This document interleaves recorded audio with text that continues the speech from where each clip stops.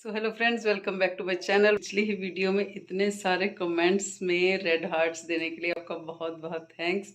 जैसे कि मैंने बोला था कि 4 हार्ट्स दीजिएगा, और मुझे कमेंट्स भी मिले हैं और हार्ट्स तो मिले ही बहुत ज़्यादा। तो सारा कमेंट वाला एरिया ना रेड रेड रेड रेड इतना अच्छा लग रहा था। So thank you very much to you all, जिस सब ने भी कमेंट्स किए हैं और हार्ट्स दिए हैं। और आपको मेरी वीडियो भी अच्छी लगी है, उसके लिए आपने लाइक्स किया है, सबके लिए भी थैंक्स। तो हमारी जो स्टोरी थी अभी धीरे धीरे ही बढ़ रही है कि मुझे ओटी में ले गए, और चलो तो धीरे धीरे आगे बढ़ाते हैं इसको। सो वो ऑपरेशन थिएटर में ले गए मुझे, अराउंड 9:46 पे जर्नी स्टार्ट हुई। तो मुझे लग गया कि something is going to be wrong, कुछ ना कुछ तो गलत होगा, ऐसे आ जाता है ना मन में। और वो गलत नहीं होता, जब ऐसा फर्स्ट थॉट जो भी हमारे दिमाग में आता है ना, वो कभी गलत नहीं होता, मेरे को ऐसा लगता है।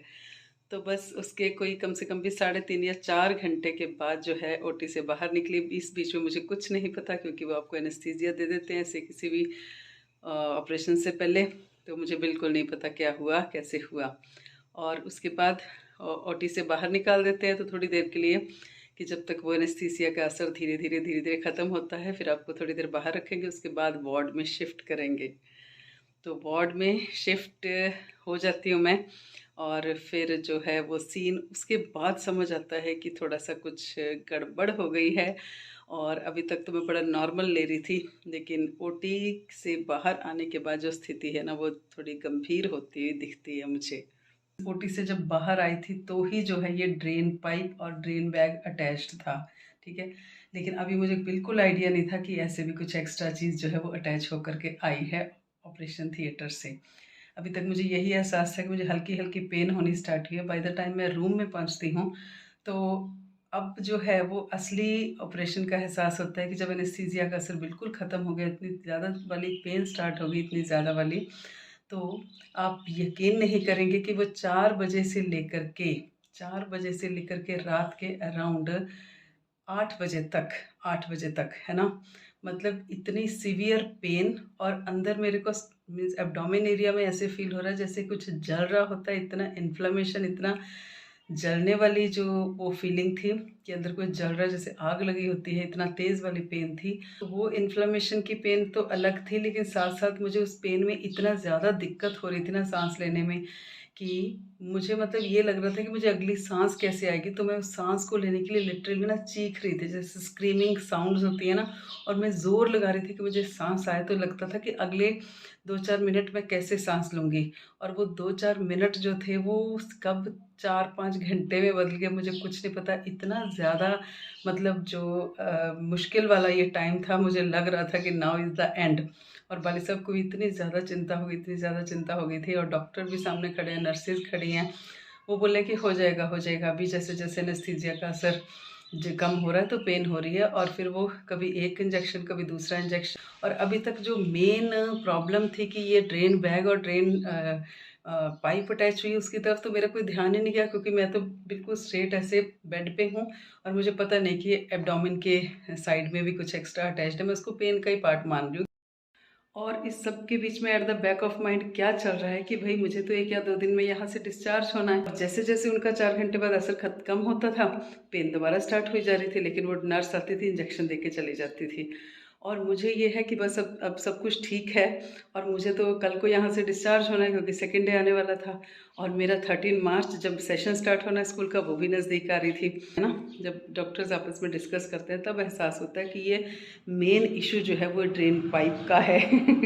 वो जो पेन थी स्टिचेस की वो भी ठीक हो जाएगी, लेकिन ये जो ड्रेन पाइप अटैच हुई है ना, वो मेन मुद्दा है।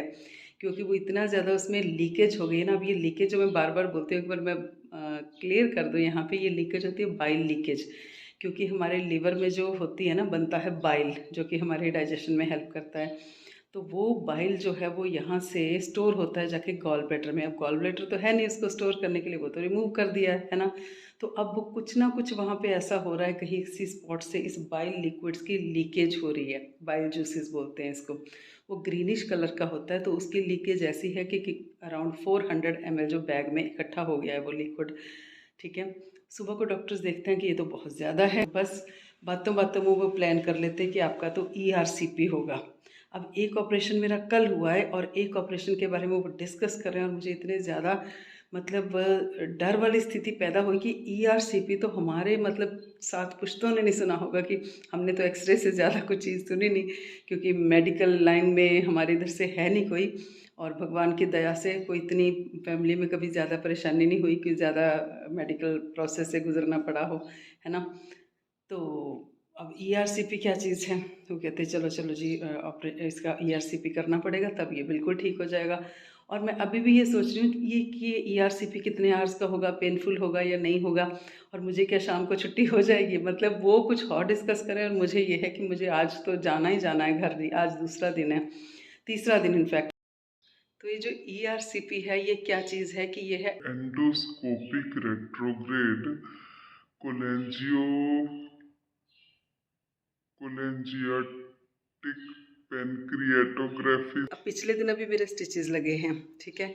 इधर मेरी लगी है ड्रेन पाइप और ड्रेन बैग अटैच्ड है, ठीक है।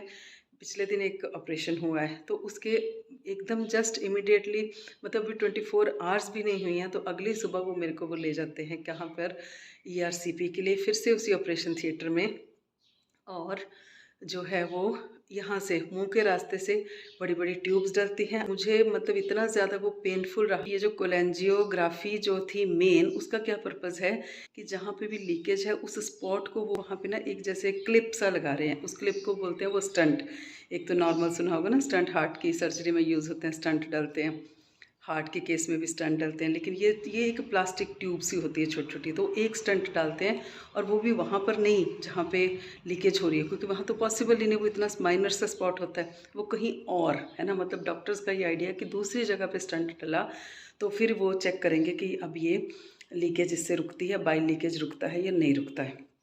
मेरे लिए बहुत पेनफुल था, मतलब इतनी मोटी मोटी दो चीज़ें आपके यहाँ से जा रही हैं, तो बहुत ज़ोर ज़ोर से मेरी चीखने की आवाज़ें आई ना, पूछो मत, बहुत बहुत ज़ोर से। एक ये हुआ, स्टंट डला यहाँ पे लीकेज को रोकने के लिए। ये थी बात 11 मार्च की। उसके बाद भी ये सब कुछ नहीं रुका, मतलब अगली मैं डे के हिसाब से आपको मैं स्टोरी सुना नहीं सकती, क्योंकि मैं अभी भी उस चीज़ को सुनाने के लिए मुझे पूरे 2 महीने चाहिए। आई डोंट वांट कि, लेकिन ये शुरू के 2 दिन ही मेरे लिए इतने ज़्यादा ख़राब वाले थे कि पूछिए मत, ठीक है। और अभी तक हस्बैंड अलग से परेशान हैं, बच्चे घर में अलग से परेशान हैं, क्योंकि बच्चों ने भी सुन ली कि मम्मा को जब सांस आ रही है तो मम्मा चीख चीख के सांस ले रही, इतना ज़ोर लगाना पड़ रहा है सांस लेने के लिए कि बच्चों को भी बहुत ज़्यादा उसमें तकलीफ़ हो रही थी। अब क्या हुआ, डॉक्टर्स ने फिर प्लान करते हैं कि अल्ट्रासाउंड करते हैं कि अंदर कितनी कलेक्शन है, लिक्विड का अंदर कितना कलेक्टेड है। फिर प्लान करते हैं, अल्ट्रासाउंड भी हो जाता है, उसमें थोड़ा लिक्विड आता है कि अंदर कलेक्टेड है।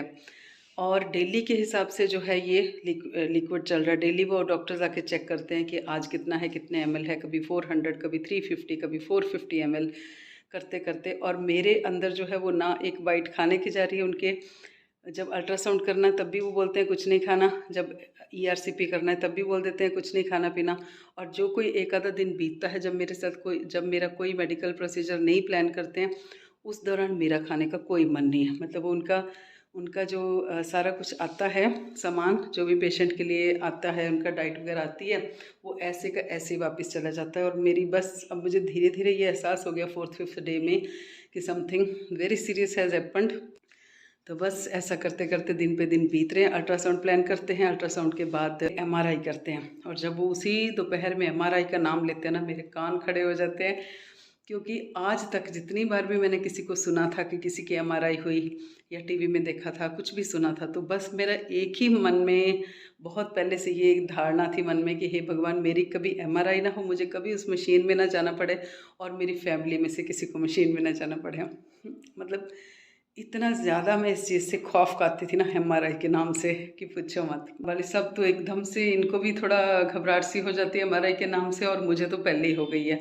वाले सबको घबराहट तो हो रही है, लेकिन ये शो नहीं करते हैं और मुझे समझा रहे हैं कि कोई बात नहीं अर्चना, थोड़ी हिम्मत रखना, कुछ नहीं होता है इसमें, बस मशीन के अंदर जाओगे आप, लेकिन वो ऐसे पूरा सांस आता है, कुछ में घबराहट मुझे भी है। और मैं सोच रही हूँ कि मैं एमआरआई करवाने जा रही हूँ तो कहीं बाली साहब को घबराहट ना हो जाए, तो मैं इनको शो कर रही हूँ कि कोई कोई प्रॉब्लम नहीं, मुझे कुछ नहीं होगा, ठीक ठाक से एमआरआई हो जाएगी, मुझे कोई टेंशन नहीं है। और जब वो जो बेचारा वहाँ पे होता है ना, ऑपरेटर होता है ना, जो एमआरआई रूम में से हमें बुलाने आया था कि अब आपकी बारी आ गई है, वो देखता है कि हम दोनों डरे भी हुए हैं, है ना, वो बोलता है कि अंकल आप ऐसा करो, रूम में ना आप अंदर ही आ जाओ, साथ ही आ जाओ, मैडम के पास ही खड़े रहना आप। तो अब मुझे जान में जान आती है कि कम से कम चलो मशीन के अंदर जाऊंगी, पर भाई साहब तो उधर खड़े होंगे ना, कुछ भी प्रॉब्लम होएगी, मुझे सांस नहीं आएगी या कोई दिक्कत होगी, तो कम से कम ये वहाँ होंगे तो थोड़ी सिचुएशन बेटर होगी। तो फर्स्ट टाइम मेरी वो MRI होती है, ठीक है, वो एक्सपीरियंस मैं नहीं भूलूंगी। लेकिन ऐसा है, जितना मुझे डर था, जितना मुझे खौफ था, मुझे उतना डर उसमें नहीं लगा। और करवाने के बाद तो भाई साहब हालत ये है कि वो 11 मार्च और 18 अप्रैल तक की बात करते हैं, क्योंकि 18 अप्रैल के बाद जो है वो मेरे कोई भी प्रोसीजर नहीं हुआ। 18 अप्रैल के बाद जो है वो मैं जो है वो PGI से भी वापस आ गई थी, एडमिटेड थी, और उसके बाद कुछ भी मतलब ऐसा मेडिकली ऑपरेट नहीं हुआ। तो 11 मार्च और 18 अप्रैल के बीच में 10 बार मेरी MRI हुई है, जो कि मैं शायद वो नहीं होती तो ज़िंदगी भर में उससे डरी ही रहती। तो बस MRI भी होगी, उसके 2-3 दिन बाद CT स्कैन भी प्लान हो गया। बस एक के बाद एक प्रोसीजर बीच में थोड़ी सी इस लिक्विड में, जहाँ से ये डिस्चार्ज हो रहा था, जहाँ से लिक्विड्स आ रहे थे, वहाँ से वहाँ पस पड़ जाती है। तो भाई साहब 9 मार्च के गए हुए 16-17 मार्च में हमें हॉस्पिटल में ही हो जा रही है। और अब लास्ट तक मेरी ये हालत हो गई है कि बस रूम में पड़ी हुई हूँ, आंखें बंद बिल्कुल, और लाइट भी जगाओ तो मुझे डर, ऐसे लगता था कि मेरी आंखों के सामने लाइट ना जगाओ। और खाना खाने का तो सवाल ही नहीं, भले साहब बेचारे इतने टेंशन में कि कुछ तो खा ले। कभी बिस्किट देते हैं, कभी दलिया, कभी कुछ भी, कभी ब्रेड के 2 पीस, जैसे एप्पल, कभी कुछ ना कुछ ऑफर करे जा रहे हैं। और मेरा मन करता था कि बिल्कुल एक बाइट नहीं। एक्सेप्टेंस जो होती है ना, एक्सेप्टेंस, वो बस मेरे को फिर 5-6 दिन बिता कर के वहाँ एक्सेप्टेंस हुई कि now the things are not normal,